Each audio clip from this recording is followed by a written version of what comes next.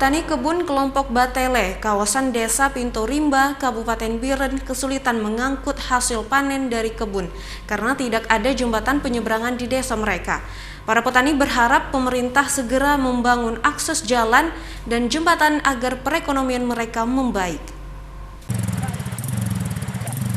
Kawasan perkebunan Batele yang memiliki luas 848 hektar ini rata-rata sudah berproduksi.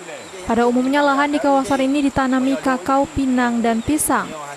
Perkebunan yang digarap oleh petani sejak tahun 2014 lalu hingga kini masih terkendala dengan akses jalan dan jembatan. Sehingga para petani sangat kesulitan membawa hasil panen mereka ke pasar.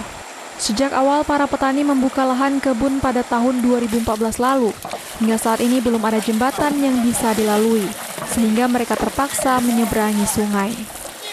Kelompok Tani Batele, Lubuk Brabu, Desa Pintu Rimba, Kecamatan Badadap, ini sangat mengalami kesulitan dalam melakukan aktivitas di kebun karena tiap hari kami harus melewati sungai yang begitu luas. Saban hari banjir, kadang di kampung tidak hujan, tapi di gunung hujan, sehingga kami susah untuk mengangkut hasil panen. Sehingga pada hari ini kami terpaksa dengan kawan-kawan semua anggota kelompok tani untuk melakukan bergotong royong bersama untuk menahan arus air dalam sungai ini sehingga kami bisa menyeberang. Saban hari ataupun sore hari ketika kami mengangkut hasil panen bisa kami lewati. Untuk membantu mengangkut hasil panen melewati sungai, para petani Batele melakukan gotong royong bersama di lokasi sungai yang sering mereka lalui.